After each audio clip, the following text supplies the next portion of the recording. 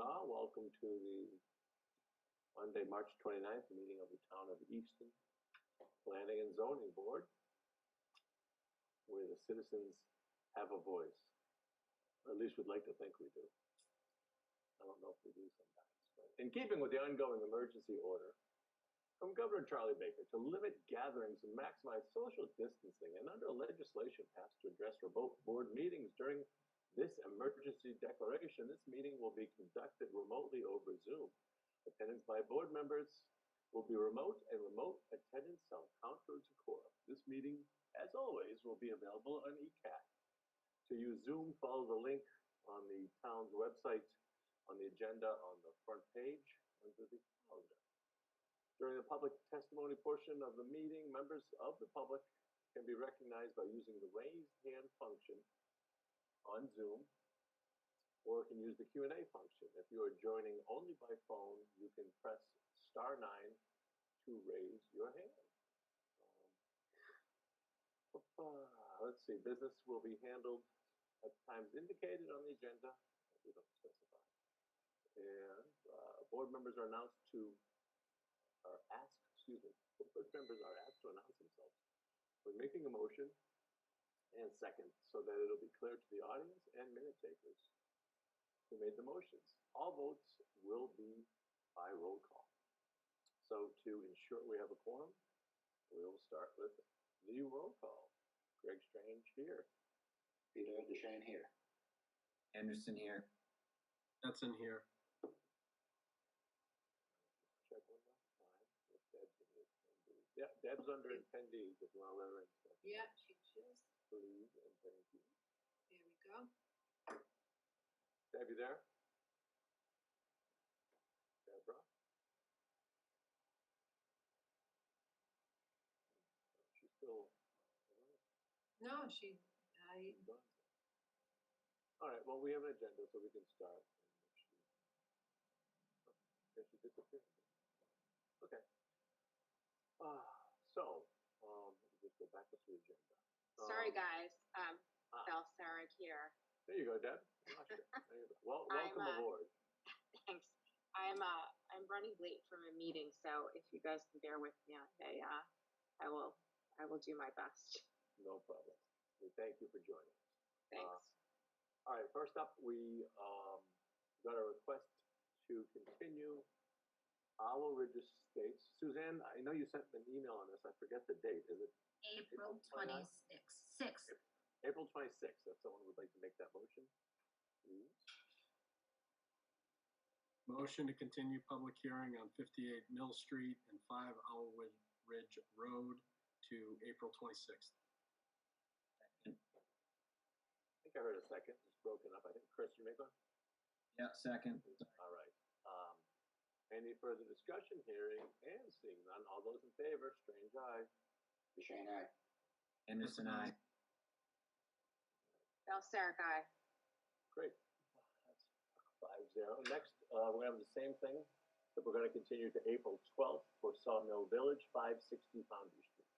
Definitive subdivision and special permit. Continue 563 Foundry Street, definitive subdivision and special permit to April. Second. All those in favor? Strange aye. Duchesne aye. Belle Sarek, aye. Stetson aye. Oh, I have the moon behind me. That's left over from a meeting. I'll keep that. Do I have to put up silt fence? Not sure. Let's see. And last continuance of the evening, also to April 12th, continued site plan review for 350 Washington Street. Motion to continued site plan review of 350 Washington Street to April 12th. Second. All those in favor? Strange aye. Duchesne aye. Belle Sarek, aye. Stetson aye. All right, I think we got everybody in there. So, first up tonight, minor modification of an existing site plan for 924 Washington Street, Jacob Driscoll Engineering. Do we we have anybody representing them? We do. I just let Josh White in. Anybody gonna share a screen, or should we all? Hey guys, can you hear me? Welcome, Mr. White.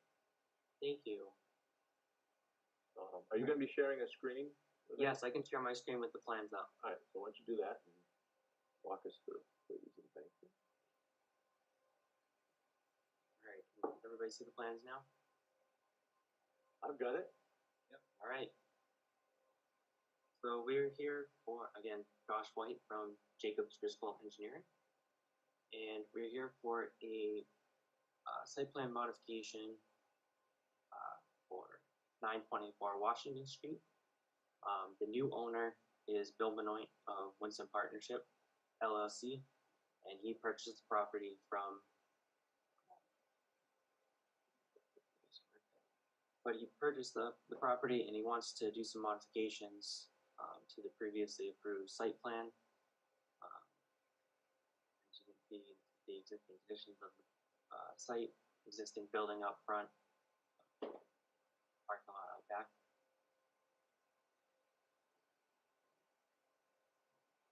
A little bit. So this is the new proposed layout of the site. Just a couple of things to highlight that are differences from the previous one. First, we squared off the building. There was a little 5-foot bump out on part of the building, and that's been eliminated.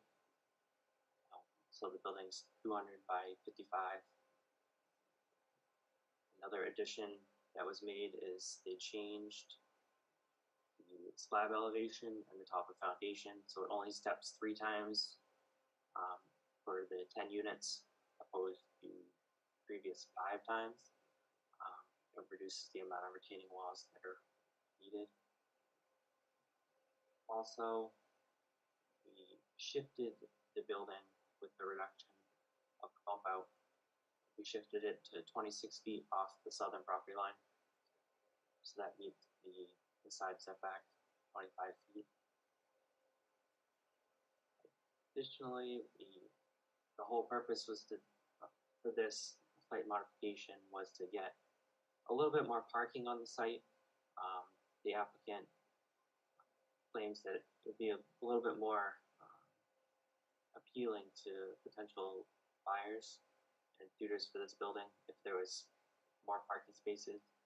So we went with 3 parking spaces per unit just to give them, these are contractor bays. So you have the contractor comes, picks up the work truck.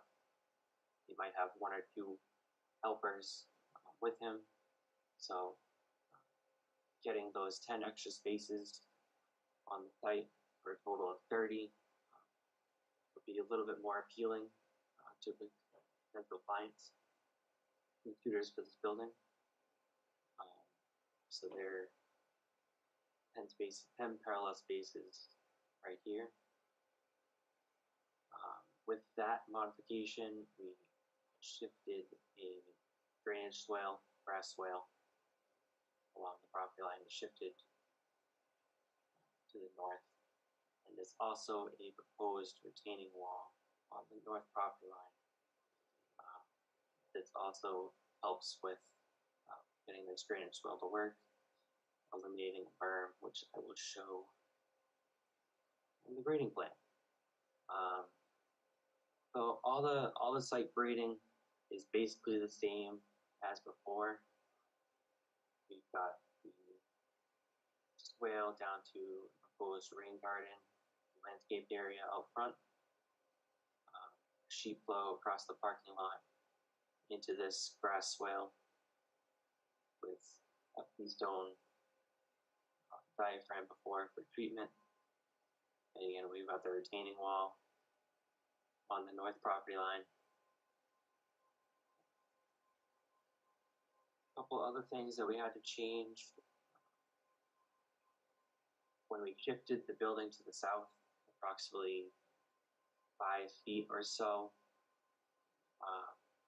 we're shifting the proposed tank and septic tank and pump chamber to the front of the building.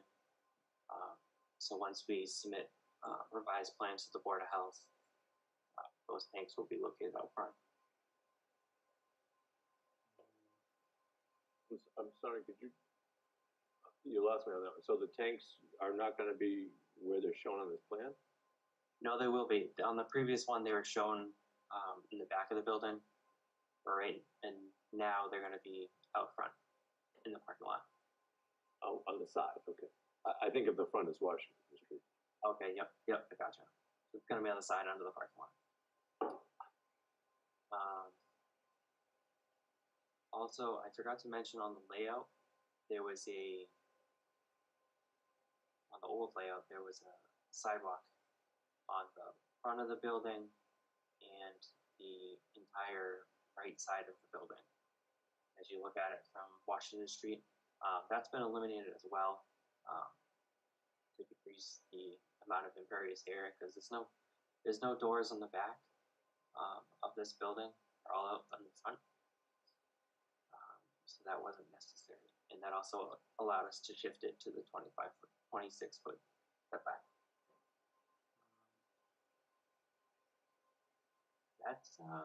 That's pretty much all the changes that were made. All the site grading is the same. The landscaping is the same. So that's really all we're looking to get modified for this. Take any questions you guys have. Do you have the original approved plan? Yeah, I can flip over to that. Because I don't understand how you could shift the building substantially like this and increase the parking so much and have the same landscaping.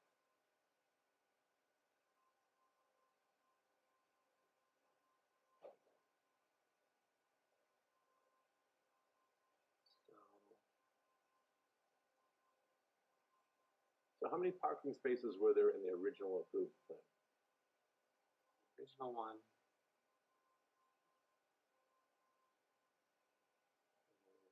And how many square feet of pavement was there in original plan versus your proposed revision? Or impervious on each plan too, or Yeah, but I want to, impervious is also the building. I want to call out the paving. So it looks like there was just the 2 per unit, so 20 spaces on the previous plan. And where these spaces were inside? Where were they?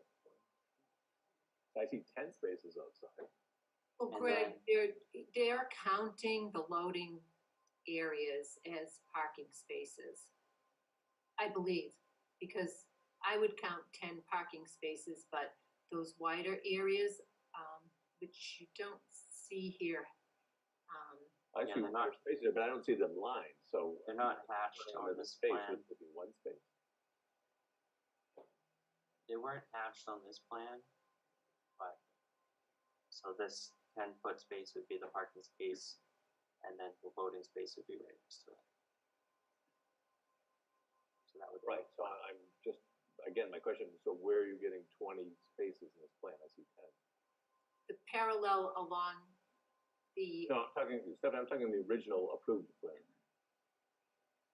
Because The original- he said the proposed changes had 30 spaces and there was 10 parallel, but there's no parallel on this plan. no, there's no parallel on this one. I only see 10 spaces perpendicular to the side of the building. Plus the wider spaces, which are the loading spaces, which will count. This Those- there's 10 about 15 spaces though, right? Not 20, even if you count the loading bays as parking spaces. If you count the spaces between the hash marks. Or you're calling the loading areas 2 spaces.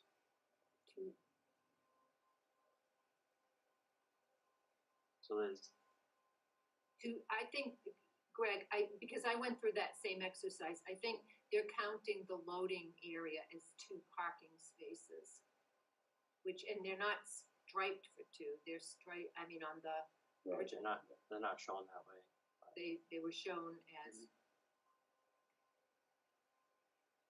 So is that correct, Josh? Yeah. Yeah, that makes about, that makes 20. Josh, can you go up to where on this plan, where the original parking counts are listed, if they are on the sheet? So we can get a baseline stuff. Right, so the building is 200 feet long, so, divided by 20 is 10.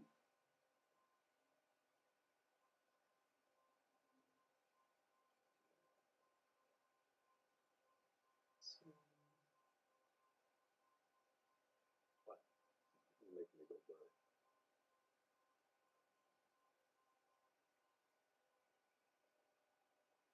Must be one of the charts, maybe one of those charts there. Yeah, it's just the, Mhm. Okay. the area and setbacks. Here's my question, and Stephanie, this is the first I've seen this. Maybe you've had more time with this.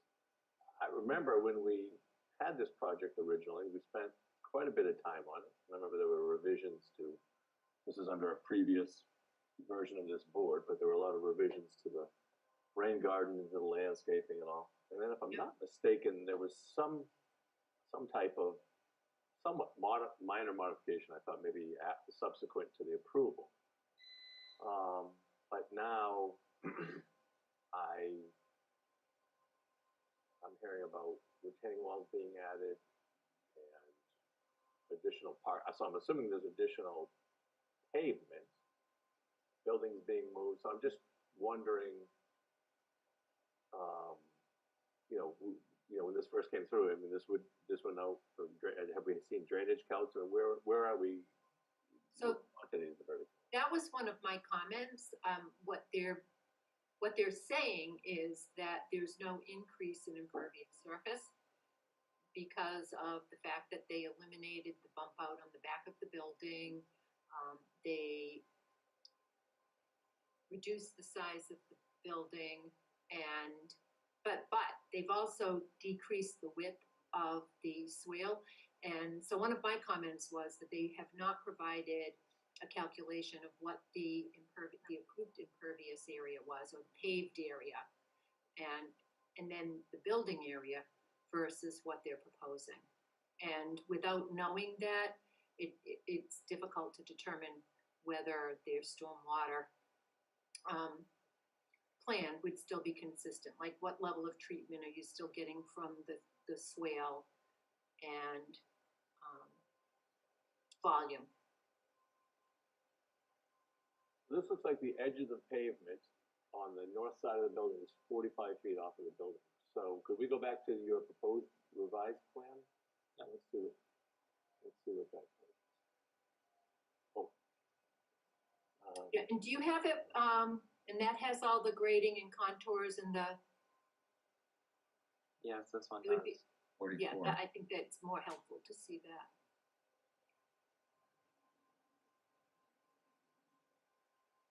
So, prize to anybody that can find it. Dimensions on the previous drawing above, you can see it's 44.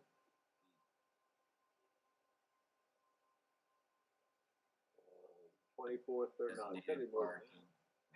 How big are those hash? 20, 44, so it's 54. Plus the 10, yeah, 54. 54 feet. So, so I guess I get lost how it's the same amount of pavement. And do we have a retaining wall plan? Because I noticed your retaining wall is right on the property line. Yep. And I want to make sure we obviously don't have what happened here a couple years ago. Someone used dead men that went 4 feet into the abutting property, because you can't obviously. Yeah, the retaining wall is right here. It's just a foot tall, right on the property line. So it's a curve more than a retaining. Do you have a section on this, a detail? What's it made of? I think there is a detail.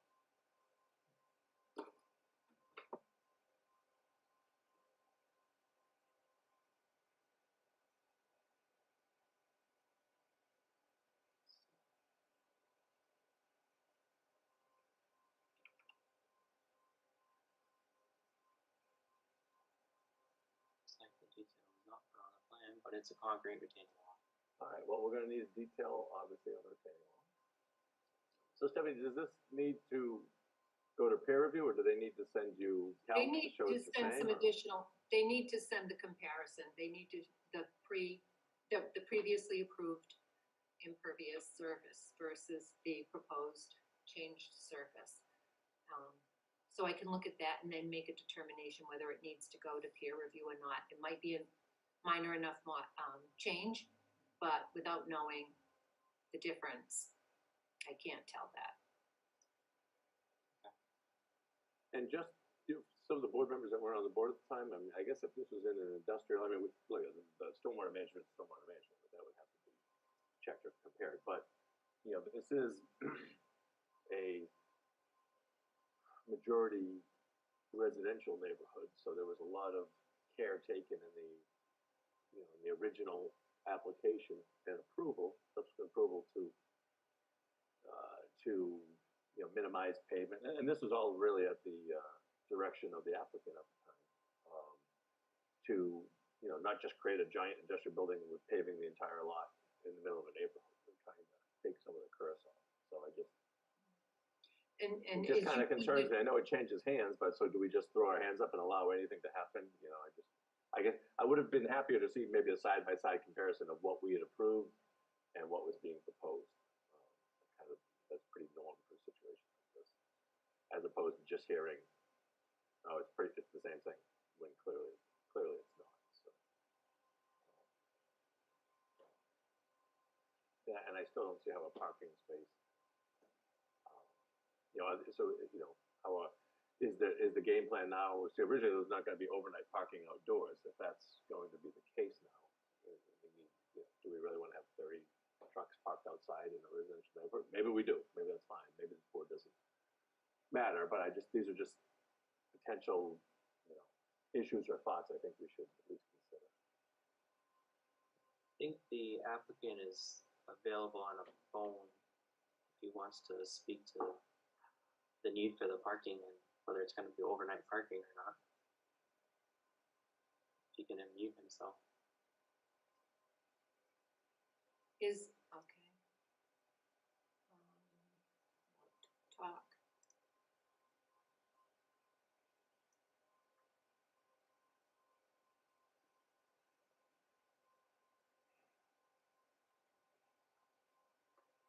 Good evening. This is Bill Benoit, the property owner. Welcome, Mr. I Benoit. apologize. I was trying to get in earlier, and the star line I think wasn't working. But I guess I prefaced this with I'm no engineer by any means, and I know Greg Driscoll typically would have been on the call. So Josh is filling in. Greg just found out on Friday that fortunately we have to cover this tonight, so he wasn't available. But I do know a couple things I can help address, which is in regards to the additional parking. Really, my biggest concern, and the reason for the additional parking is I just want to be positive that no one is parking out on Washington Street. Thinking, that really is what's driving just having the additional parking. We did, as I think you had picked up on, we did reduce the size of the building. We did also, in terms of pervious area and so forth, reducing the size of the building by 500 square feet, reducing with the walkway that took off another 1,000 feet of so that there was 1,500 feet of that we sort of freed up, and that gave us, again, I'm going to use rough math. I apologize, but about another 7.5 feet on that left side to do the parallel parking. So I hope that might be of help. Okay, thank you. My pleasure. Stephanie or board members, any questions, thoughts? No, Greg, you mentioned the landscaping, and I looked at that. It looked substantially the same, at least for the placement of plant material and type of plant material. I thought that was important because, as you pointed out, the board talked a lot about that, and the landscaping buffering the buildings from the surrounding area and the abutters, and even from the street, and softening that hardscape as you're approaching. And then, and again, just the question about the parking, the board has been looking at and thinking more along what's the absolute maximum that's needed in an area, so that you're not just having parking that never gets utilized. And then I think your point about the overnight, I'm sorry, I missed that. Is that what Mr. White was saying, that they're potentially going to be parking overnight on site? So again, this is Bill Benoit, and that's not really the intent at all. You know, what I would imagine is, you know, that anyone who's going to leave a vehicle overnight would leave it parked in the bay, because you can see they're pretty long, at 55 feet, and that way they're, you know, sort of out of sight for a number of reasons. Because obviously there's tools and things and such. And so I don't anticipate the overnight parking fee at all. It is really a case of, you know, these types of businesses having, easily a couple of people that come to work, if you will, in their personal vehicles, leave those there during the day while they take a company vehicle, van, what have you, to go do their, electrical, plumbing, sprinkler, that type of work and so forth. So, and again, that's why I just want to be positive that no one's, tempted in any way to be parking out on Washington Street during the day. So this was just regular site plan review originally, right? It wasn't a special, because I remember we saw building elevations. I think Right. it was just, the general. Right, which they submitted the same building elevations with this application. And I think the board had asked to see them as part of the initial site plan review. Has the fire department reviewed the new plans for access? No, hasn't really changed because the landscaping, even in the Okay. original plan, went right up to the property line. Yeah. Oh, you're right. So it's only just that there'd be a little less space on the left driving in or back and back out, but that's okay.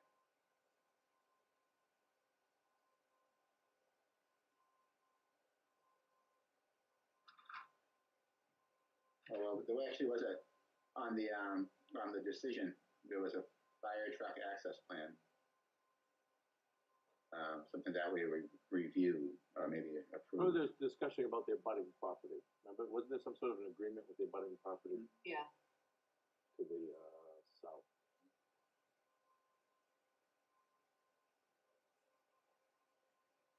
Yeah, there was, and again, this is Bill Benoit. I could perhaps help with that. So with the abutting property, I believe you're referencing the apartments. Yes. Yes.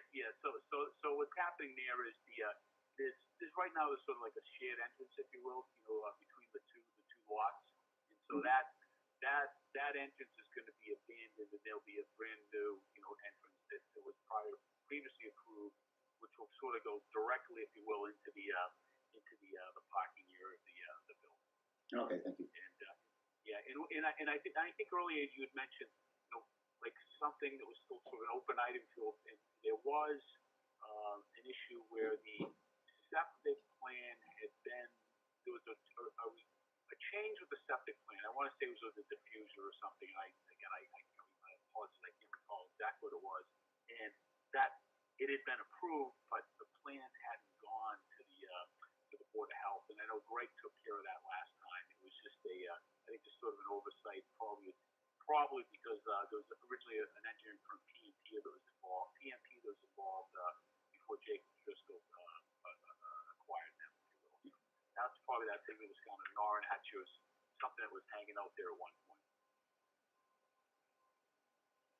Okay.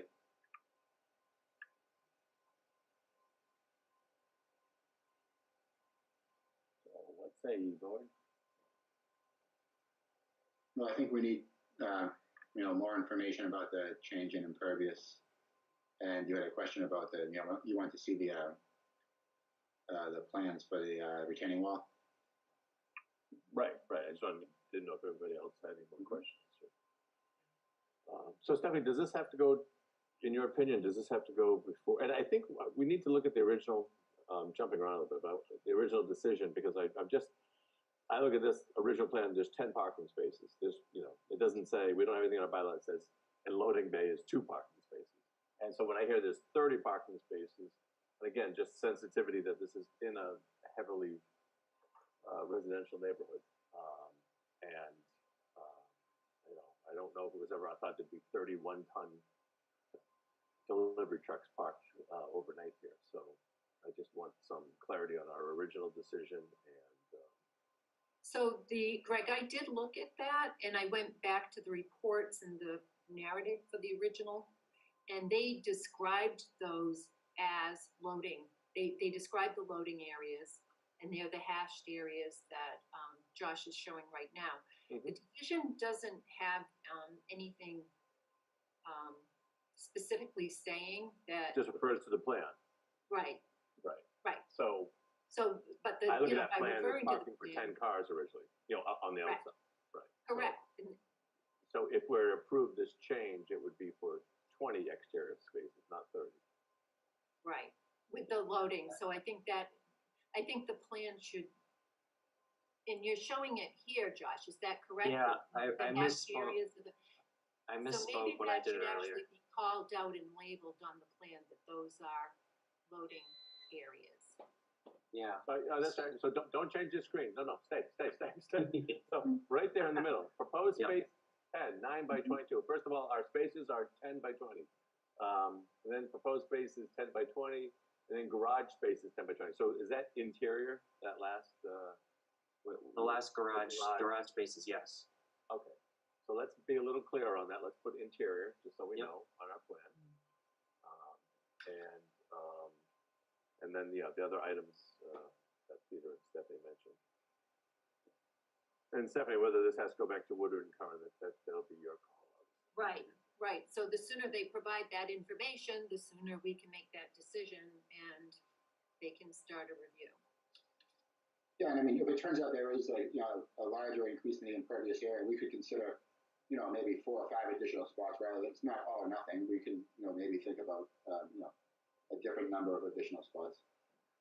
Yeah, absolutely. I mean, that's my concern. There was so much time and thought put into this given the neighborhood. And so to just make wholesale changes that aren't quite as insignificant as they think is something I think we need. And to that point, if you're reducing the number, because I was thinking about that, and you have where they're adding the parking spaces are the parallel parking areas along the edge of the swale. You'd actually want to make sure that those areas are, a more natural landscape and not, I don't know what else you'd do there, but. And would you be, since you're getting up to this number, would we be required? What about accessible parking spaces? Does that become an issue? And no building type is immune to that, I don't think, right, in the ADA? Right. I'm I kind of, that's with the I question believe mark. you are I'm not correct. sure. I'd have to look into that one, Greg. Right, and given that the loading bays are parking spaces, there wouldn't be any, there's no, space for the aisle for the, for the accessible. No, right, you're either a loading bay or you're a parking space. Right. Yeah, it's not a accessible access and a loading bay and a parking space at the same time, right? So, Right.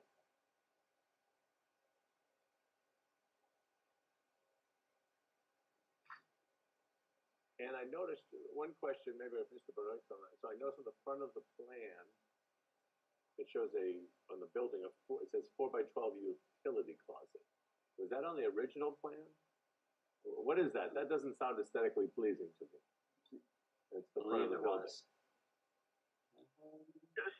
So that is yes, that is for the the service that come in, the electrical service and water service. Yes. Yep. But that's going to be. I think it's definitely a point out. That's. I think that's going to be pretty much sort of out of sight because it's just one level. I'm not sure if it's 8 feet high or thereabouts. And so with the landscaping there, I don't think that. I expect that will be pretty much sort of blended, if you will. It's not going to be the full height of the building. yeah, we could even change some of the landscaping in that corner of the rain garden if we thought it would help. So the front of Certainly, the building is gonna have 10 electrical meters on it? That's right, I mean. Yeah, well, The building, or that's right in the front? it's just, you know, just the service will come in, yeah. Right, but why can't the service come in the back of the building, so it doesn't, you know, and when I say the back, I mean the southern, or I should say the right side of the building. Right, It might be right in the it- front of the building. Right, and that's just, you know, sort of, I guess, one of those classic answers, I guess, money, just as far as, you know, pointing all the way back there, and then it's just more susceptible to, you know, any kind of issues, because it'll be, you know, underground and so forth. I'm sorry? Yeah, I think it's just really, it's sort of two things. You know, one is just, you know, significant additional cost to bring the service all the way back there. No. Maybe you misunderstood. I corrected myself. I meant to the right side. Right now, you have it on the very front of the building. So when I think utility closet, I think, you know, exhaust pipes for generators. I think electrical meters. I think all sorts of ugly things which really don't belong in the front of the building, and which is right across the street from a residential neighborhood. So why couldn't we put this just to the right side? I'm not saying move it 200 feet back. Just move it on the side to the right. You know, so exactly right where the cursor is. Sure. Because we're all about aesthetics in Easton, because we believe that helps property value, especially in a residential neighborhood. So I've never seen a utility closet that's attractive, and I imagine I won't see one in this building either. And I bet you if I look at those renderings you submitted, it's not on there. So I'd really like to see that moved in the front of the building. And I would. Okay. Yeah. No. So certainly, you know, I mean, it's certainly open to that, and you know, it seems it's what seems might be best is, you know, Greg really has his you know, fully around this whole project, and again, he just had a conflict. He didn't realize, you know, till Friday afternoon that it actually was going to happen this evening. So you know, I don't know if it's maybe best to sort of just pull back and, you know, if that's okay, and come back with Greg, who can, you know, just so we can fully address all the questions we have. Sure, that's fine, but why don't you just, I mean, I understand time is money in business, so why don't you just recommend to Greg that this meeting will be available on ECAT, so maybe it's 15 minutes that he'd be wise to invest. Sure. So when he comes back, we don't have to rehash this, and he can have the revisions made, and we can expedite this for you. Yeah, that's a great idea. I agree. That's really great. And Greg, I've also noted, I've made notes of all the comments from the board. And certainly we'll share that with Greg. Yep, I'll update it too. Okay, so any board members want to chime in? Seems like we've reached a efficient time to end this line. Okay, anybody want to, so should we continue this to the next meeting, they're going to change the date, right? So, Yes. everybody care to, Motion to continue 924 Washington Street till April 12th. Second. all those in favor, Strange eye. Shane, aye. Anderson, aye. Stetson, aye. Sarah, guy. Great, and Josh, if you could eliminate the screen share? Yes, I will. All right, thank you very much, gentlemen. All right, thank you. Thank you. Have a nice night. Thank you. You too, thanks. Thanks for calling in. All right, so I see all right, so Sam is there. So why don't we do this? Because we have Weber Farm Architectural Review, which I have to recuse myself for, and then we have all the public hearings. So I'm going to close this part of my page. I'm going to play residential designer for a little while on my computer. And if someone could just text me when you are done with Mr. Schofield, I'll jump back in. All right, that's legal, right, Stephanie? Yes, absolutely. I'll text you, okay? Don't miss me too much, guys and girls. Okay, we have architectural review for Weber Farm. Good evening. Sam Schofield from Dunking Builders, coming to you with Lot 11, Weber Farm for architectural review. This is the proposed, if you remember, this is the proposed affordable house. So we'd like the board to review these and give us their comments before we go into the permit set. And Sam, do you have those available to share your screen? No. Okay, you're gonna have to, Suzanne, were those uploaded to Permitize? Because They they're were. not my copy of the binder. Yes, they are. They are Yes. uploaded under Okay. job 56 under building elevations. What is the, remind me of the street number? 345 Center. No. Oh, no, it's no, what is it? Sam, what is it again on Bay? Job 56 is 365 Bay Road. I believe. 365 Bay Road, correct. It's application number 56. Okay, hold on.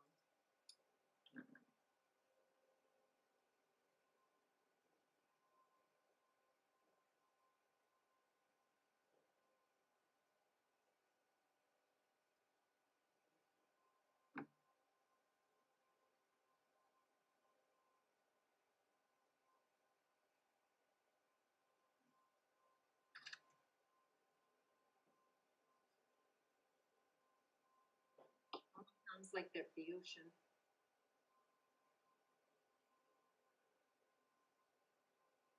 Okay, can you see the elevations? Yes. And these are the correct ones, right? Yes. Sam? Yep. Okay. So these, I think, did these come in on Friday or today? Because I have not had a chance to look at them, so, Friday. okay.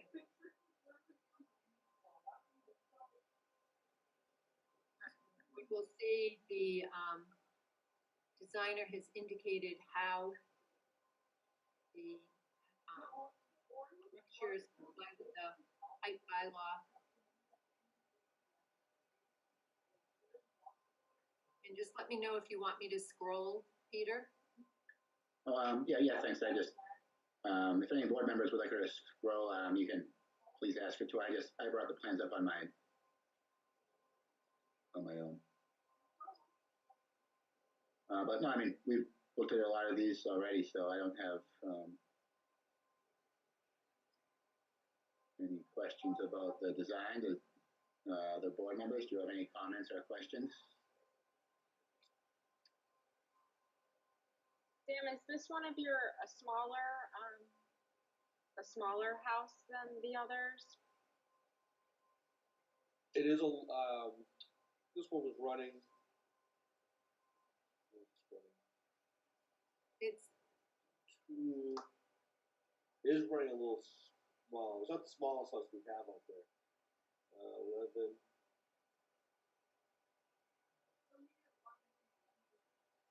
We're about 2,200 square feet. and is this the affordable? It is.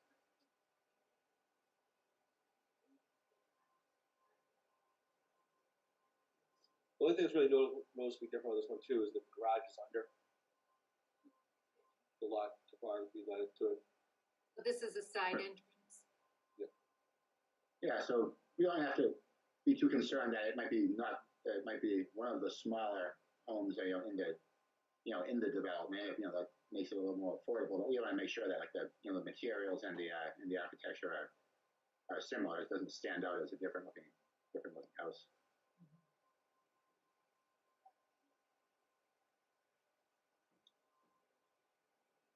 I mean, I think it is a somewhat of a different looking house, and obviously the garage under just gives it generally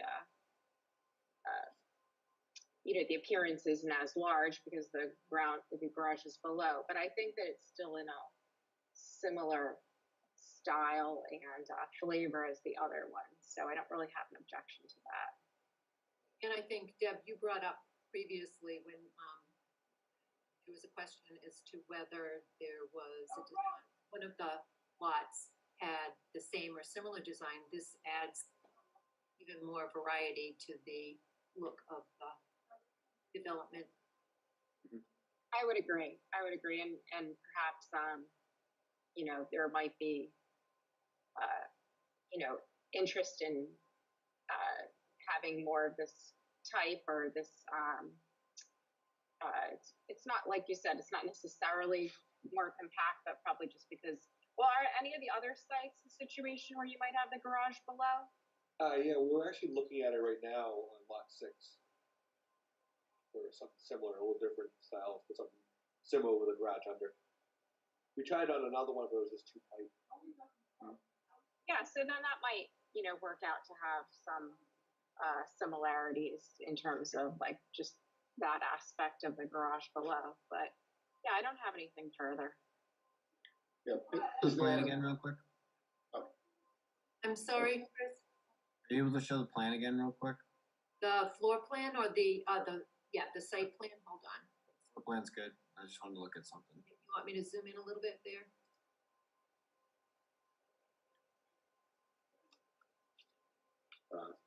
Sam, is there a reason that, It's like a sonogram to me, an ultrasound. Sam, is there a reason that it's so close to like 11.6 feet from one of the property line on one side, but then far from on the other side? For the underground parking, Yeah, like so to you give it at come in least- here. yeah, we like to try to get 30 feet when you're pulling out of a garage to go up the driveway.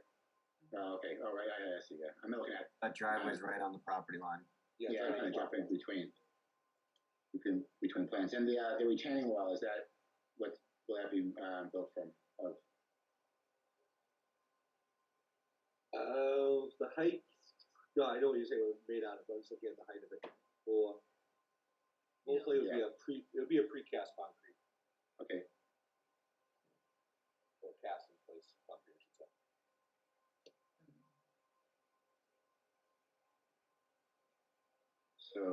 So do we not really have any any changes that we've asked for our board members, or are there any changes suggested, or are we going to approve this as is?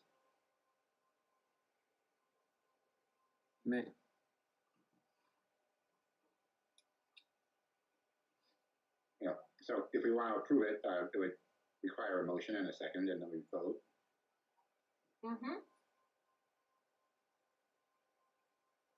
Motion to approve architectural plans for lot 11. Is there a second? I'll second it. Is there any further discussion? All in favor of the motion? DeShane, aye. No, Sarah, aye. Stetson, aye.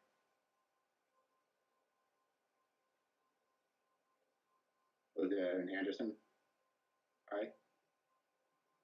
Sorry, my thing was, I guess, didn't come off mute. Yes, Anderson, aye. Okay, the architectural approval passes unanimously. Thank you, Mr. Schofield. Great. Thank you. Have a great night.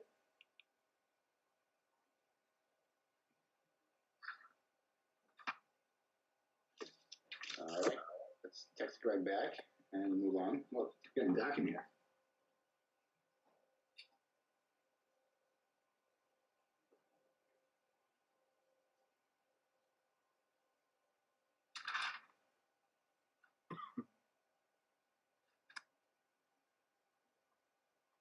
Okay, I'd like, there's Greg.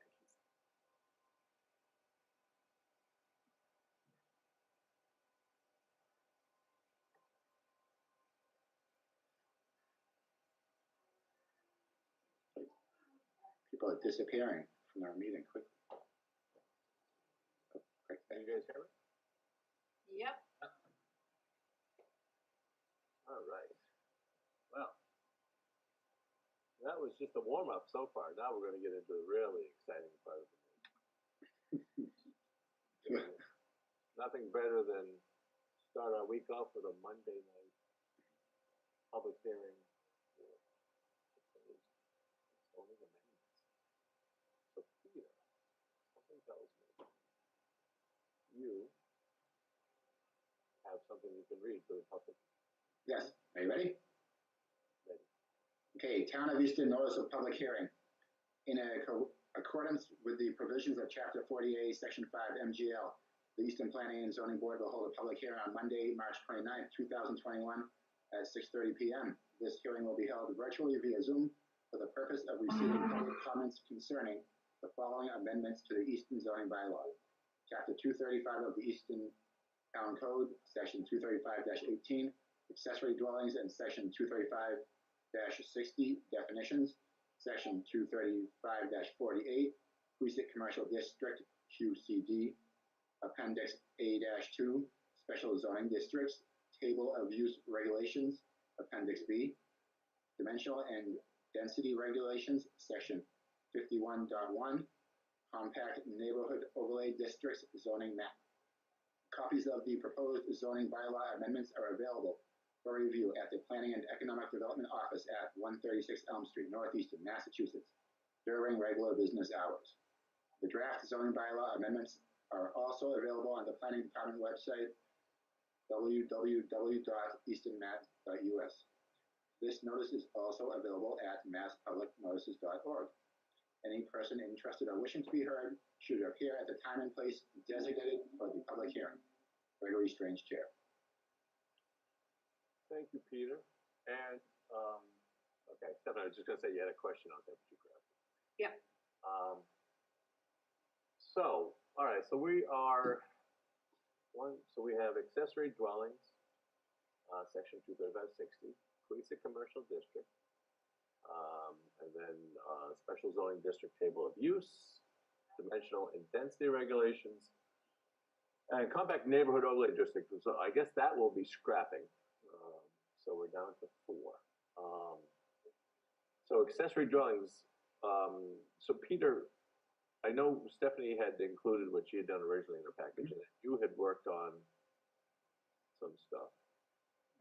Yeah, so I looked at it and I just sent my ideas to Stephanie and Greg, and I thought maybe one way to approach it, just looking at just the the accessory structure component of the bylaw, it would be that maybe like a reasonable scale would, that by right as of the zoning bylaw, a property owner could build a accessory structure equal to or smaller than the maybe we'll say like the footprint of the primary residence, because as we know, this is really only going to be applicable probably in the residential district. In a business zone, there might be more a little more flexibility for that. So I did kind of update the proposed amendment to reflect that potential change. Greg, would you like me to share my screen? Sure, sure.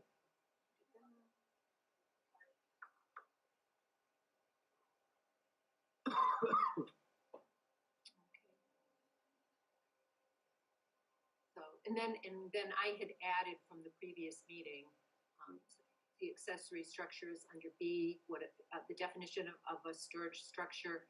I did add or shipping container. Mm-hmm. And then what I did was strike out what I had here proposed and then included what yes the board consider.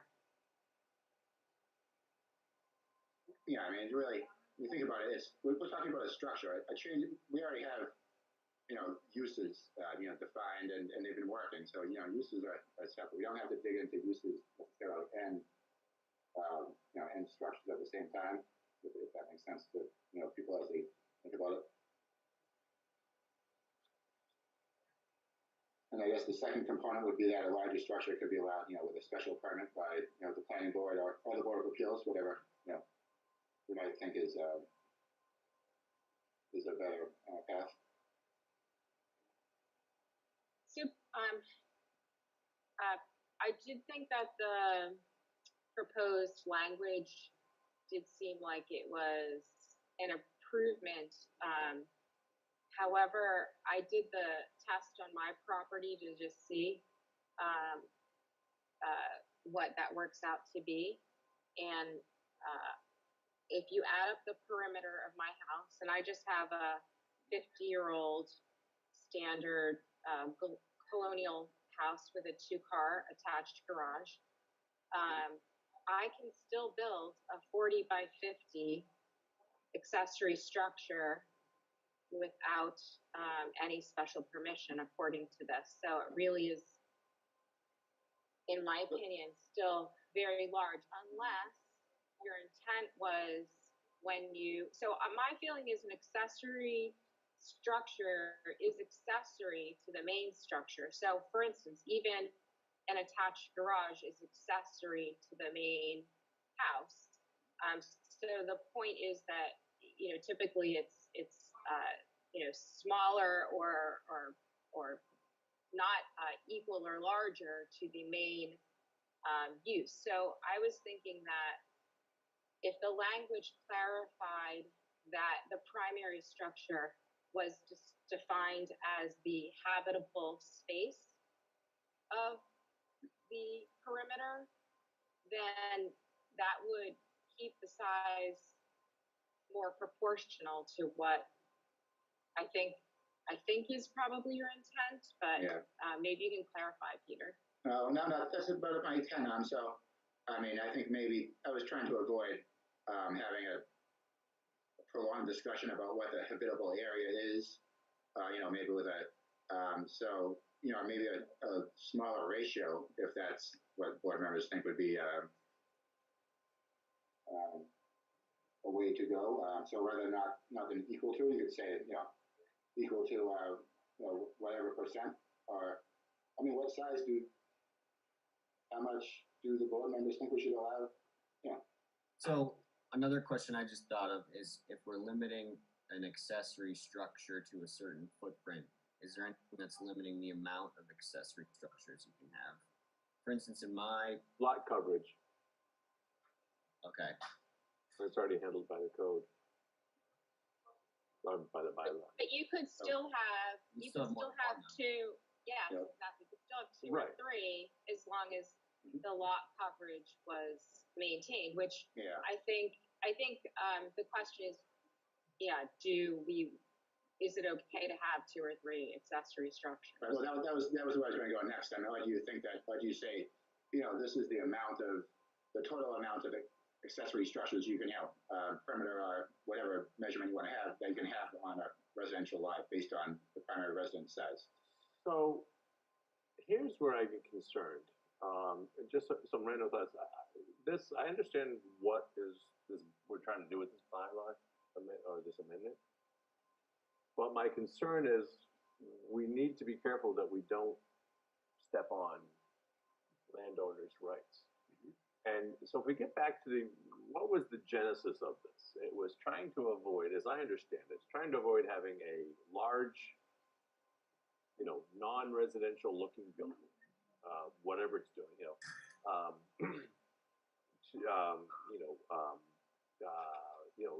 to take over part of a residential neighborhood. So I got thinking about this, and so here's a question for our lawyer. See, I knew that would wake you up. So I got thinking about saying, so what makes a residential neighborhood, you know, feel like a residential neighborhood? In a lot of cases, not in all, but in a lot of cases, the first thing that you see, or the predominant structure on the lot is the house. So that's why we have to be careful.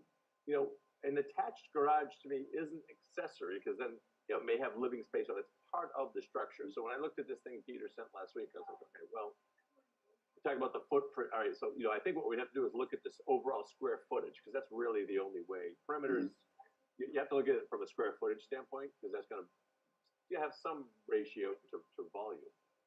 And what's included in that square footage? Is it just habitable area? Is it garage? Is it decks? Is it covered porches? You know, and I don't know the answer to that. I don't have an opinion on it yet. But as I was thinking about it, I was like, well, what if, you know, and when you talk about being accessory, what you're trying to do is have the house, you know, maintain as the house, have the house be the main structure, the theme of the lot, the theme of the property, if you will, right? Because it's a residential neighborhood. So what does that usually mean? It's a collection of houses, you know, different styles, different sizes. That's objective because everybody's different. But funny, I had a pic, I don't need to pull up, but there's a picture I pulled up from a farmhouse in Maine, and it's a small cape, and it has a giant barn behind it, something very common that we see all the time. But it, you know, it is what it is. It's attractive, and this large barn and some other outbuildings are, are behind the house or out back, where maybe they're not imposing on, houses which typically tend to be towards the front of the lot, which not always, but are. So Bob, my question is, I don't know if we want to do this, but was there ever a way we could say, well, that the accessory structure needs to be behind, I don't know how we describe that, but I'd say in simple terms, needs to be behind the house, or needs to be further from I guess the way to do it would be further from the front property line than the house. Now, I know that's not always going to be possible, maybe because of wetlands issues or other things, but that would kick it to an appeals process or a special permit process, where it could possibly be addressed to help fit into the neighborhood a little more. But I don't know if something like that is legal. So just a thought. And then Peter, to your point a second ago, you talk about limiting the number of accessory buildings. I look at my house. So I have a house built in 1850, which I added on to. I have a very lofty house. There was no zoning when it was built in 1815. And then I have a barn out back that I rebuilt, or actually I built after I took a barn down. And then up by my pool, someday I've been thinking of maybe building a sort of little, bar slash, little cabana, right? Out by the pool for the grandchildren. And then who knows, maybe someday I want to add a little, playhouse or a little store. I don't have a garage. Maybe I want to add a detached garage. But I would like to think I've done them in a manner which is fitting in a residential neighborhood. So I'm just demonstrating that I think it can be tricky to start talking about X number of accessory buildings. Because I can think of some buildings, some lots in this town that have 10 or 12 accessory buildings. No, I know, right? They're gorgeous, Yeah. That's why I'm uncomfortable with the whole thing. I mean, we're looking at it to see if we can do anything with it, but Right. no matter what we do is going to probably not be unfavorable to some people at town meeting. Sure. But Yeah, it could absolutely. also be by special permit. It doesn't mean it has to be no. It means maybe it's something that could get reviewed. But I'm a little less concerned at the moment with how many accessory structures as trying to shape language that basically disallows an accessory structure from being larger than the footprint of the main house. And we don't have any language that, so you can already have an attached garage and still build more garages that are larger than the size of your habitable first floor space and footprint. And like I'm just saying, in the language Peter proposed, it doesn't change that I, for my house, can still build a 40 by 50 foot building, and that's pretty big. That's far larger than a 24 by 24 oversized 2-car garage, which I thought I heard Peter say, like, yeah, we should at least make sure that everyone, minimally should be able to build a garage, particularly especially if you didn't have one. But I don't know how many people need to build something even larger than an oversized garage, larger than their house, larger than their main structure by right in a residential neighborhood. And I don't know, Bob, I was just wondering too, we were talking about the original language. I thought you said that the way you interpreted our current language, that you thought it was maybe more restrictive. So I guess I was just wondering how you interpret our current language.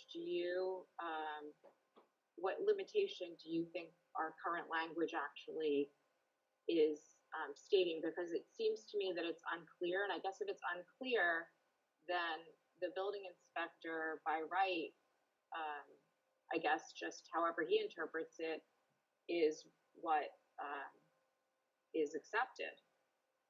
Yeah, I mean, I was just looking at that again.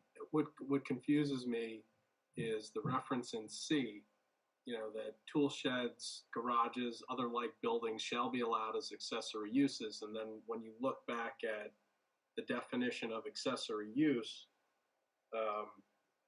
it says accessory use by area shall be interpreted not to exceed 10% of the area of the total use of the structure or lot on which it is located. It's not clear to me what the structure it is that it's referring to. And I think that there might be a simpler way to address this if we just clarify some of the definitions, but I'm not sure, and I don't know what to do with this, to be perfectly honest. Yeah, right. I mean, it's obviously not being enforced that way right now. It seems that maybe a neighbor that didn't want to see a larger structure could approach it that way and try to force the town's hand to limit or something. Maybe I don't know.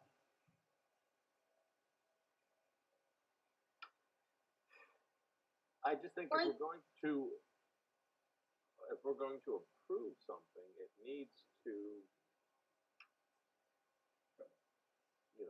we need to make sure it doesn't take away land rights that exist. And we need to, it sounds like what we're trying to do is protect the feel of a residential neighborhood, which I can understand, if you have a bunch of houses that are whatever, an average of X number of feet off the street, and then a non-residential looking building is going to, to use Deb's example, that is larger than the house. I can understand where people would be concerned, and it's not just an aesthetic thing. I mean, you could make a property value argument on that, but it's still a slippery slope. So, Stephanie, we have what, like another meeting or two before we have to finalize this? Or? I think we're going to be held to the April 12th. So is that our next meeting? That's our next meeting, right? Okay.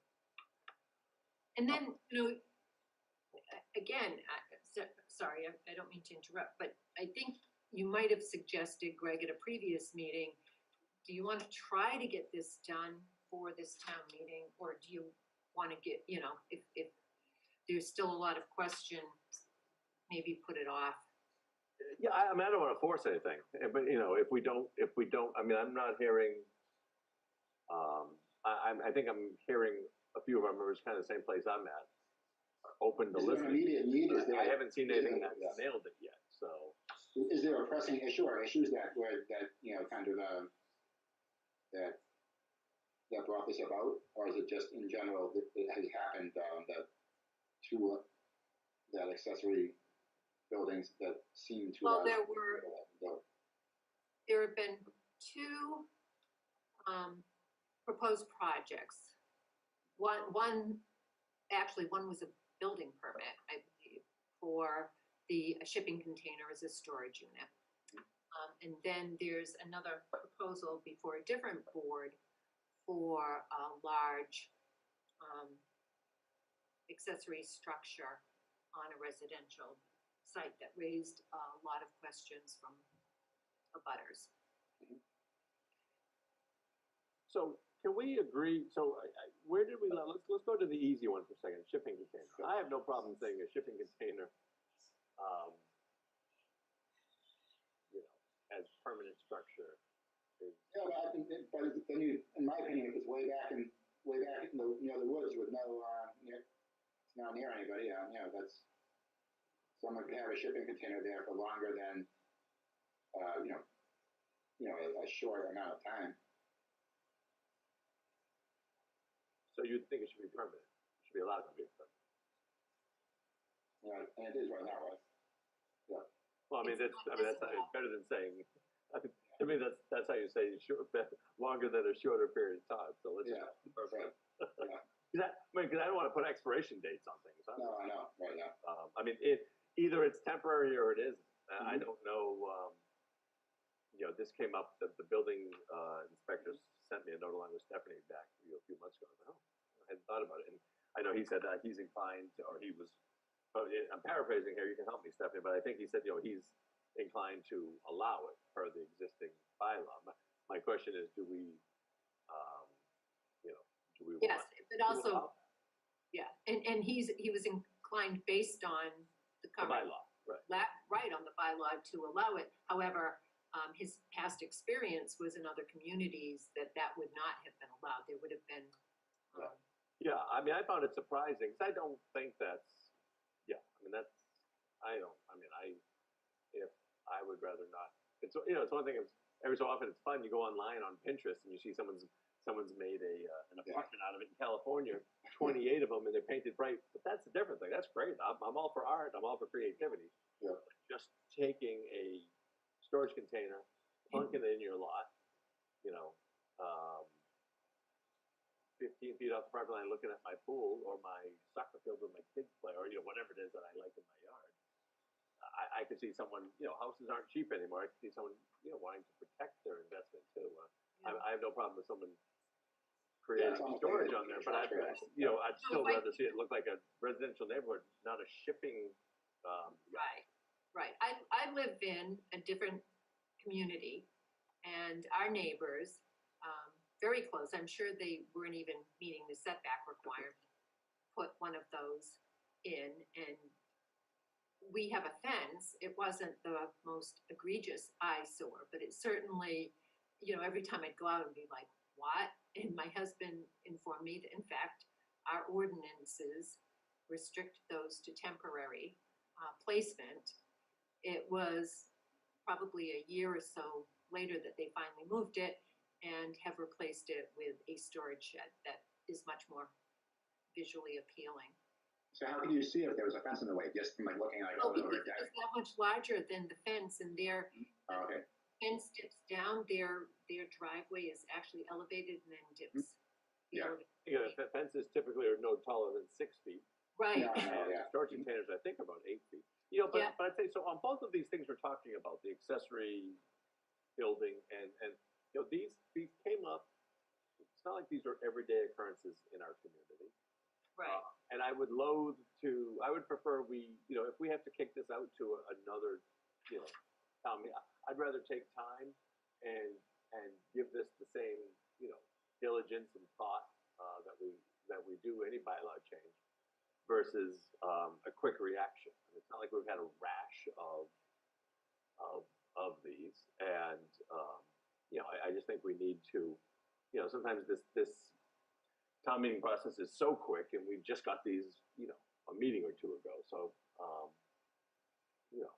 so anyway, so it's not like we don't, if we come to a consensus and the board's happy with it, great. If not, it's not the end of the world if we, move these to the next town meeting. It's just my 2 cents. I guess oh, sorry. No, go ahead. I just wanted to just add that while I do think that it's important to consider property owners' rights, that I don't really know how many people really do want to look at a shipping storage container or like a very large accessory building. I think that's not what most people expect in a residential neighborhood, and I don't think we're pioneering any language here. I feel like I could easily, and I could if you wanted me to, but I could easily find many area towns that do have language for both conditions. Well, as they said during a famous TV show in the 1970s, name that tune. So I would recommend, especially on the shipping container seems to be low-hanging fruit. Because I'm out straight right now, and I don't have time to do a lot of research on bylaws.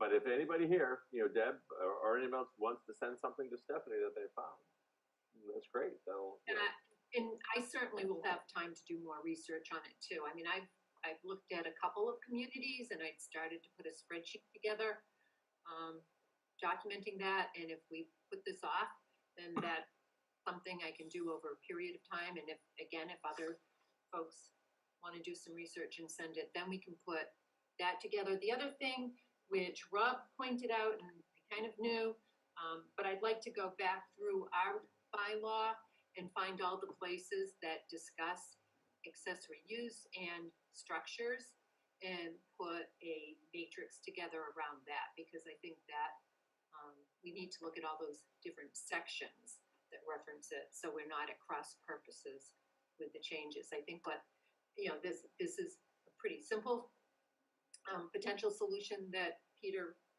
posed that wouldn't affect those other areas, but that if we look at it as a whole, I think that would be a better approach.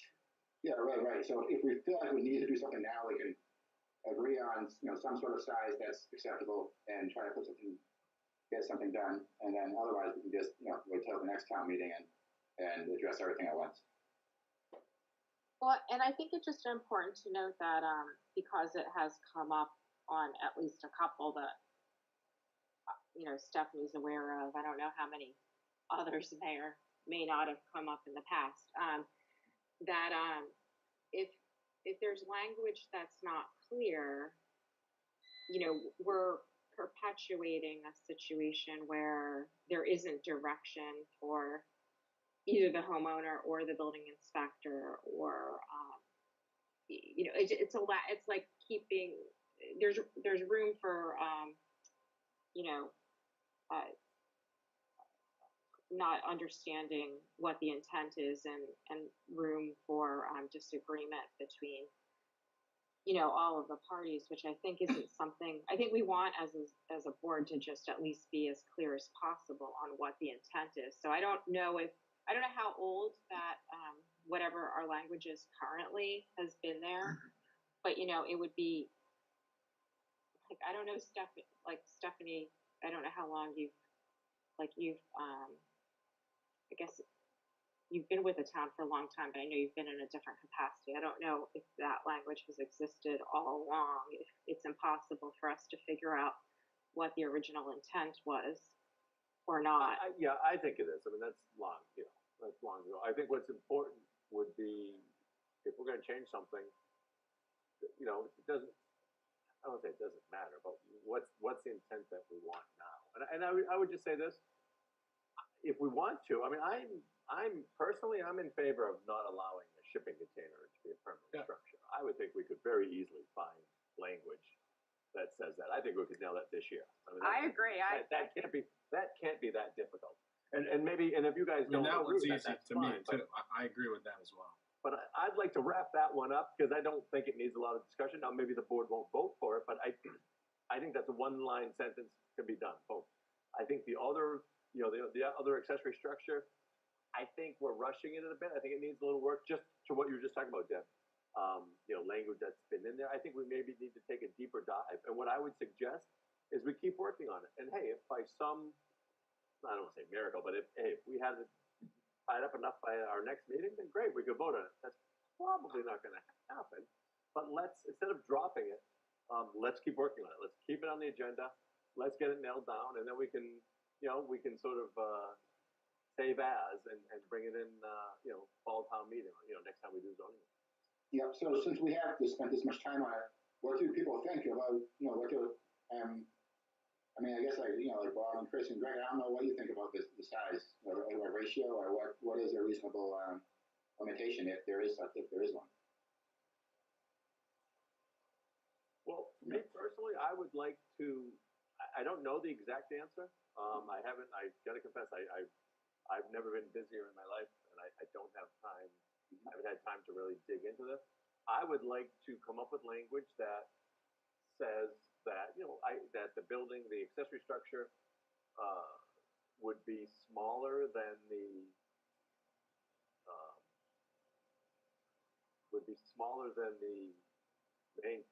house,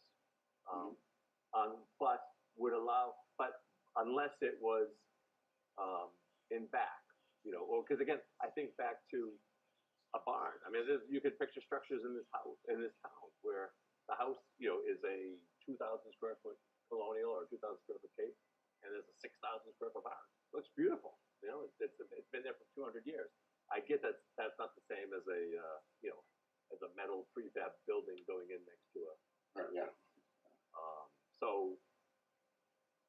you know, that's where it's, you know, it's a little tricky, but I do agree that accessory buildings should not, you know, should be, they're accessory for a reason.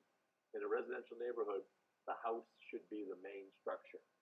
Typically, that is defined by size, but, you know, which could be volume and it could be, you know, square footage of footprint. But we have to, what's that kind of, and that's not always the case. So it's, you know, for something like this, I think we need to take 6 months and start digging into a bunch of other bylaws and take a look at it, look at examples. I mean, this is a tough one to rush because it's, you need to be respectful of property rights. So you think it's going to go to like site plan review for? Bylaws Yeah. in this town. I'm sorry?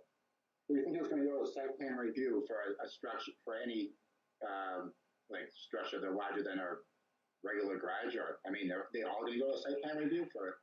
Well, that's no, I what mean, I think we should set, ideally, I don't know if we can do this. I mean, it's easier said than done, but ideally you would come up with thresholds that allow by right. Okay, maybe it's, okay, the building should be smaller than the house, and it should be further away from the front property line than the house. And if you don't meet that, then it's a special permit. You know, just a thought. You know, maybe something like that. Because there are going to be conditions. Okay, yeah, I got you. But you know, then if you run into say, well, okay, you know, this far back, this sideline works. This far back, this sideline works. And then, you know, plenty of people in town have, you know, existing, you know, non-conforming lots, and then that's, but I'm sure we could make something that would. Yeah, or it might be as simple as, okay, any accessory structure that is larger, you know, in footprint that is larger than a house, you can apply special permit. You know, I don't, you know, I think part of this is, you know, what they teach us at CPTC, plagiarism. You know, most of these bylaws you try to write have been done somewhere. So I'd start digging through towns, talk to other planners, you know, see what where they seem to be successful, as opposed to someone else that's trying to change it. Right. I mean, that's what we did with the height bylaw. I stumbled across one in Westwood that I thought worked great. We tweaked it a little bit.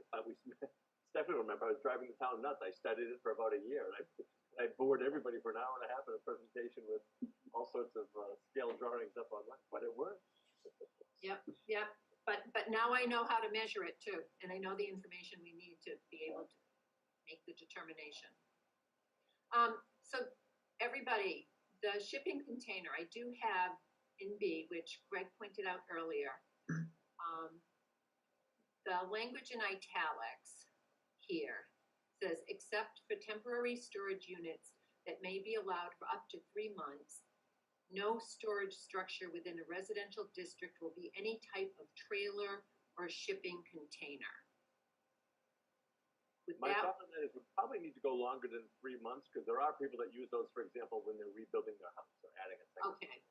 So we probably 6 months or 9 months. I mean, I had one when I did my house over years ago. I had one for about a year. So we need to. I think we need to be longer than 3 months, just because why do people have them very often? You know? No. What about these like the vinyl garages, like the pop-up garages? The pop-up ones. Would you include those too? Well, I have temporary storage units. Oh, okay, yeah, that's pretty good. May be allowed. No, and then it goes on to say no structure of any type would be a trailer or shipping container. Yeah, because really what we're trying to target here is shipping containers, right? So Right. I just want to make sure we shouldn't try to get scope. We should try to avoid scope creep. You know? Yeah. Right. Yeah, I was asking what do we think about like a temporary vinyl tent garage, is that's okay for longer? There's lots of those around. Yeah. So that's a big one. So, and you know, they can be 15 feet from the property line, right? If they follow that, if they get a building permit for it. Or they just park in their driveway. Yeah, your driveway or just up against the property line. I lost the audio for a second. What are we talking about? What type of? You know, the temporary. Half circles. Oh, yeah, but are we really talking about? Well, no, I meant more like those. They're like, if you look at like a vinyl garage with aluminum frame. Right. No, I know what you're talking about. Right. But, yeah.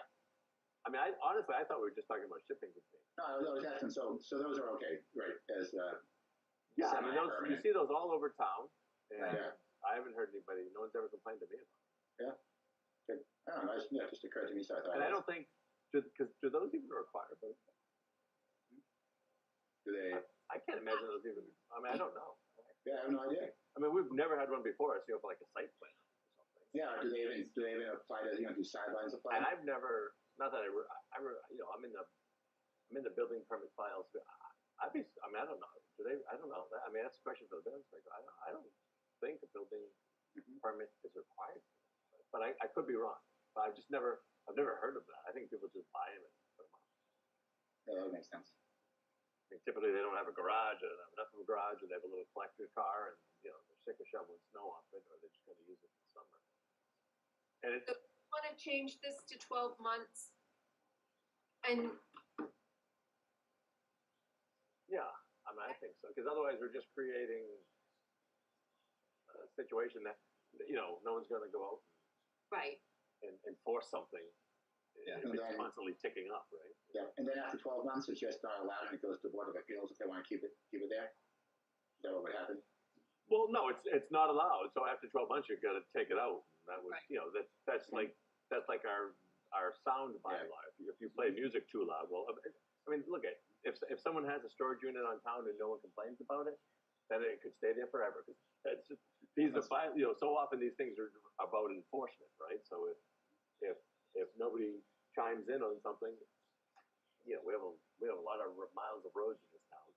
It might be fine in the neighborhood, but it's a matter of, okay, somebody right, if someone finds, plunks one in the middle of their front yard and the whole neighborhood gets upset, this gives them a mechanism by which, if this was to be approved at town hall, yes, the town said, I'm sorry, if this is approved at town meeting, the town said, yes, we don't want shipping containers to be permitted.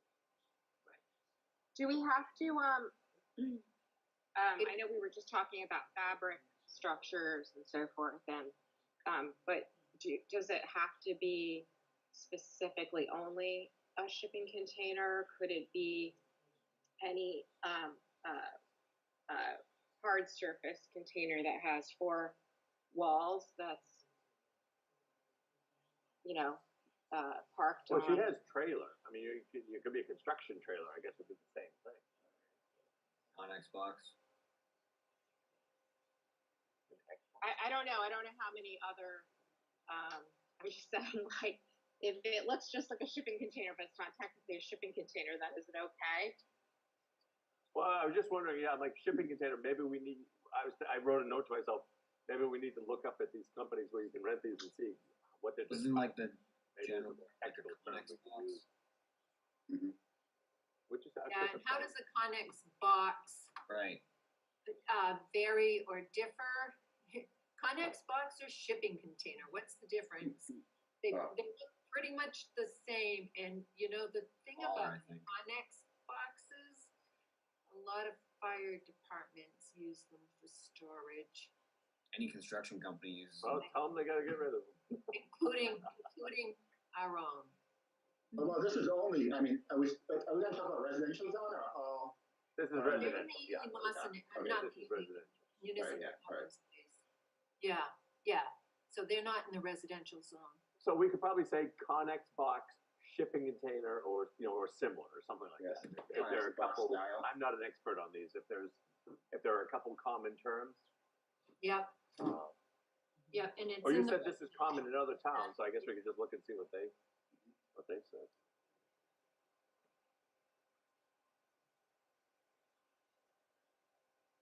Okay.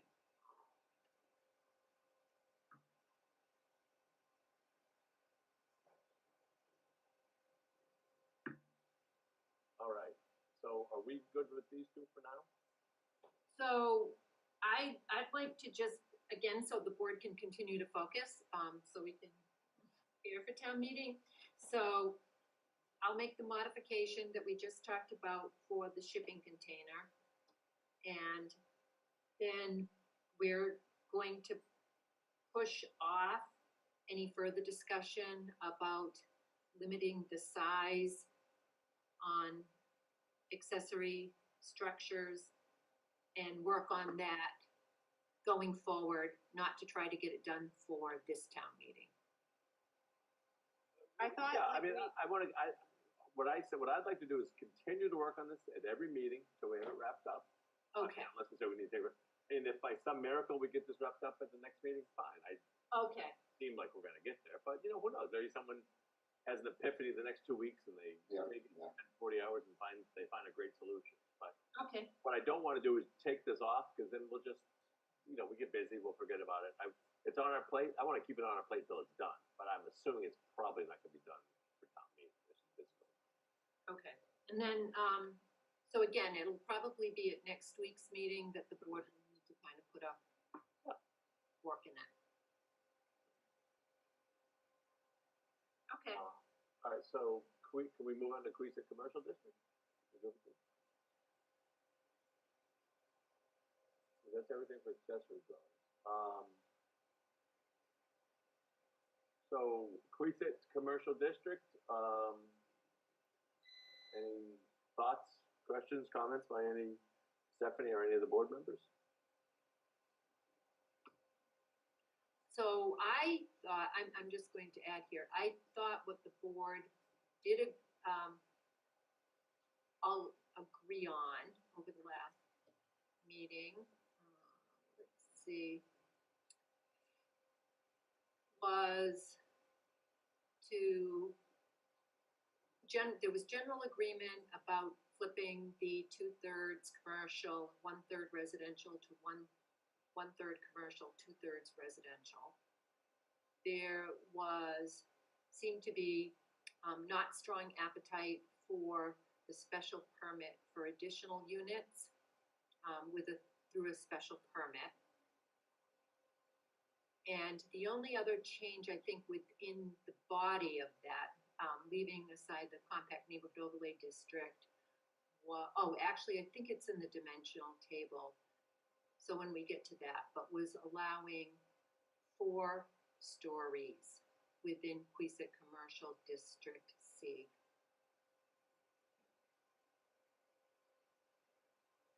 Yeah, I mean, I just to get things moving here, as I expressed in the last meeting, I think going to 1/3 commercial, 2/3 residential is fine. I don't have an appetite, for the reasons I expressed last week, for increasing the density.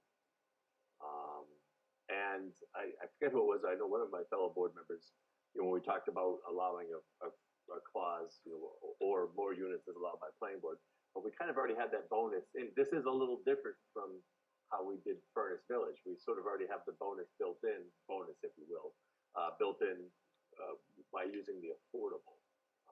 And going back to, you know, I think Peter had mentioned, you know, early on, he felt that our consultant that we worked on the original zoning was trying to get us to go with less commercial area.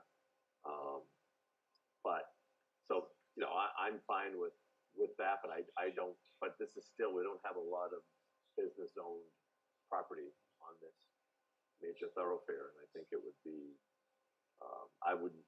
I'm not in favor of, you know, adding to the residential density anymore. I think we spend a lot of time with it. You know, I think it's I'm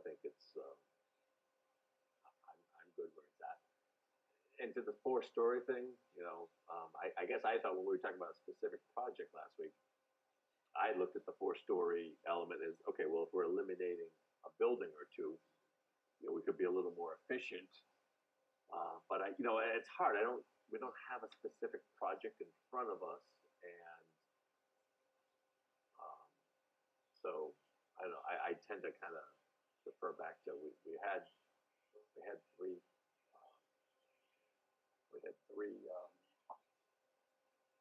3-story supported, and there's always a way. If we were bowled over, if someone came in and bowled over with a project that had 4 stories, we could always use a variance through ZBA on something. You know, we try it that way. So it's not like it's impossible. Yeah, and that sort of leads into the problem where, you know, we rezoned the residential lot behind it to business, you know, to allow for the, you know, the 2/3 ratio, and now, you know, you know, now we're going to change to 1/3, you know, as well as the request for 4 stories, you know, so it's just not what, you know, it's not what we rezoned the back lot for. Well, yeah, I mean, I agree. I mean, I'd say it a little different. I'd say we rezoned the back lot to increase the size of the project. Yeah, yeah, okay. But I mean, I agree with the sentiments that you said. So, I mean, we did rezone the lot for this particular applicant, and the project they were, you know, kind of preparing to present to us, so. right. So, you know, just to expedite things, I mean, I'm in favor of flipping the 1/3, 2/3 and leaving everything else as is. Does anybody else here feel differently? We should add something to that, or what do you guys think? I agree. Flipping it and nothing else. Sorry, Chris. Flipping the 1/3, 2/3 makes sense. I mean, that in itself is a pretty sizable change, so the increased density as well, like you say, may not be needed. And it does look like in note 1, you can do 4 stories for a portion.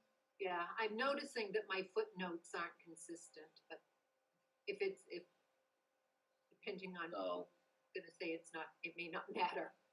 right. I'm not, so I agree with you, Greg.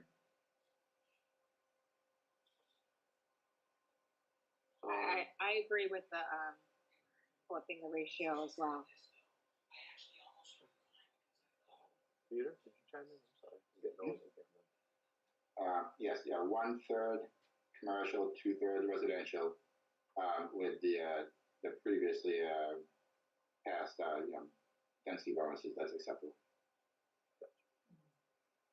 All right, so sounds like we're all in agreement. Yep. So should we vote on that now, Stephanie, or do you just want to do this all next week? How should we do that? You What? can vote on it now. Let's Do you vote want on the to? wording. Do you want to just? Right, right. Do you have the wording changed the way that was? I don't have it changed here, and this is not a Word document. I would be more comfortable if you let me change it. Yeah, I was gonna say, why don't we do that? That way, we don't. That's fine. Yeah, so, It's not like we have a lot of things. And I can get that done tomorrow and get that out, and we'll post it on the website as well. We need to post every revision, so it's there for people to see. So I'm having issues with my computer. So I don't want to jump off of this page, but I see. So after that, we have Appendix A2, Special Zoning Districts Table of Use Regulations. That's in relation to Furnace Village, correct? The next I have is, and so as part of the article for the Queeset Commercial District, which I'll need to really refine this, but you had the Compact Neighborhood Overlay District, and you had said earlier, Greg, that this is off the table. Yeah. I mean, I think I don't want to be a dictator here, but the thought was it was an option we were considering, but after last week's meeting, I just thought, I thought it just felt like it should be tabled for now. so do we just Makes vote to sense. drop that right now? Yeah, and well, because to do this, we have to go and talk to all the neighbors, and we're rushed up against it, and I wasn't, if I guess if there was a strong push from the property owner, which, there really wasn't, and it's not our job to give a menu of different options how to develop a certain property. I'd rather, it's hard to sell to the neighbors if it's, just an option. So do you want to vote to drop that now, or just that's We can do it this week. I would appreciate it if you did, if everyone's in agreement, because you want us to? make the revision, and you'll have, because all of these sections are part of one article. Right. So we'll do it all at once next week. okay? So that comes out. So appendix, I'm just looking at the order that's listed on the agenda. So, special zoning districts table of use regulations. So that's what we already went over, I guess. No, that's next. No, okay. Yeah. I can't jump off this page for some reason. That's why I'm kind of flying blind here. All right, but can you see what I have up? So I am on Yeah. Next item. Gotcha. Yes, so it is for Furnace Village, right? Yes.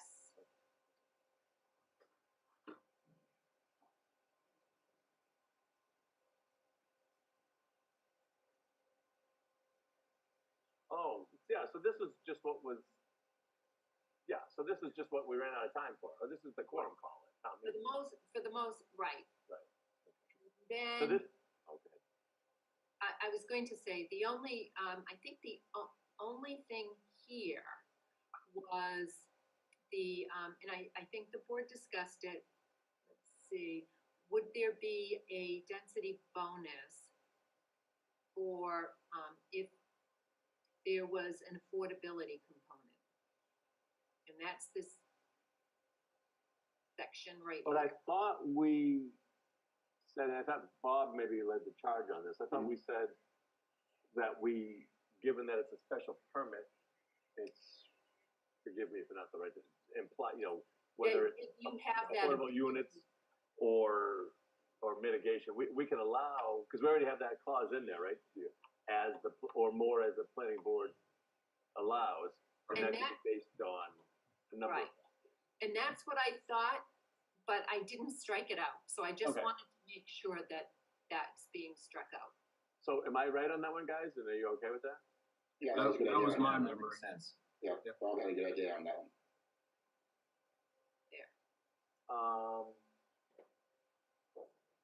And so what was dimensional and density regulation? Hold on, well, that was the table. That's what got delayed at town meeting. Yes. So this probably comes out, the table of use comes out because that's where this was applicable. And then the dimensional and density regulations was what did not get voted on. Okay, so can I just ask one question just before I forget? It's not on. So remember these, we were adding a couple lots into the Furnace Village District that got left That's out? the very last article. Okay, so Yes, that's change the the one, map, is right? that's where it says That's zoning map map. after compact neighborhood district? Yep. Hold Two lots, on, it has no, them. that's If the- you scroll down after this, it has them. I want to cross this out on my paper No, copy. no, sorry, Stephanie, I don't mean to take you off. Nope, I just want to make sure I have these notes in more than one place. Okay, that's gone. So yeah, everything else there is the same as it was for the Maytown meeting. And then this is where we added the two missing lots. The zoning map change. And the 383 Bay Road, so that's sort of the house on the island, if you will, right? Yeah. Going down the road to the old Walgreens. Or the Walgreens, I guess. Yes. And then 383 Bay Road, that is the parcel behind McGuire's. Correct. I think you have them switched. I think the smaller Oh, part behind and the, Right, yeah, I did them out of, yeah. Well, Yeah. I did bottom up. I've been reading Mandarin all day. yeah, really? Are you practicing so you can talk to your grandson? Child? No, I was just trying to get out of doing work. And when people think I'm slow, I go, no, my daughter-in-law is Chinese, and my new grandson is half Chinese, so then they don't hassle. It is a grandson. I don't know if you mentioned. Oh, yes, Leo Gregory. Oh, Oh, yeah, no, you did. I remember the name. King now. Leo. Yeah. I have to get a picture up there. He did his first visit to Easton yesterday. So very good. Very exciting. And Yeah, so that's that one. So again, I'd rather just have everything, nothing will change on this one, but there's no pressure to vote tonight, and if we, oh my goodness. future leader of the world.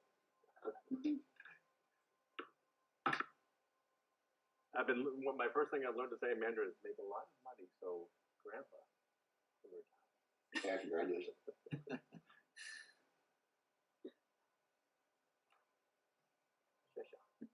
So I think, Stephanie, I think the zoning map change makes sense to everyone, but unless anyone has any other comments. Peter, Yeah. always bringing us back to reality. So, Yeah, no, I mean, they were just, I think the one, Stephanie had a good idea to add the one behind McGuire's, and the other one we just forgot. It had, you know, there's been so many different people working on this, it sort of felt familiar. By the time, the way I discovered it about a week ahead of time, but that town meeting was so stormy and, you know, with COVID was raging. I was like, I'm not gonna do a floor. All right, so that concludes. You're growing a tail. All right, so it sounds like everything is set with the exception of the accessory Right. structures. And if anybody finds anything else, I don't know. I should have some time to do some more research on my own, but if you can send me anything you folks have as well, and then we can go from there and see what we come up with for the next. Sounds good. Sounds good. Thank you, everybody, for the hard work. We'll get it. And Deb, we're not taking that. We're actually taking it very serious. That accessory drawing. I just think it might need. I think we agree as a group. It just, you know, it's tough. Sometimes the time frame is so quick. And when this one came up, but we will diligently keep working. And we appreciate you bringing that up. Thank you, Greg. I appreciate everyone's consideration too. All right, so I guess public hearing. So we're not closing the public hearing. So all right, meeting minutes. Any Peter, what do you have for revisions on the meeting? On this item, I mean, yeah, the minutes have been pretty good. I haven't noticed anything for what I said. So. Way to go, Suzanne. Thank you.